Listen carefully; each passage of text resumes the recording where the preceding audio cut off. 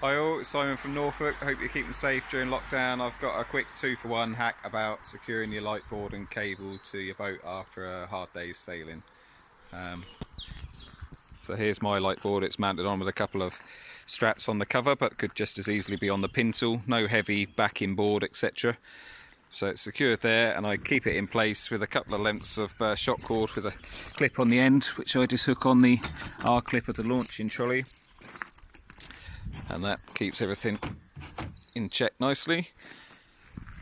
At the other end, a bit of time of prep work at home, but I've cut my lighting socket cable to length, and rather than doing figure of eights and hitches around my handle, guessing the right length and checking, etc., I've just got a little bit of bungee here with double cow hitch to stop it sliding up and down, bead on the end of the hook tied onto the trailer, and that just keeps some tension on it.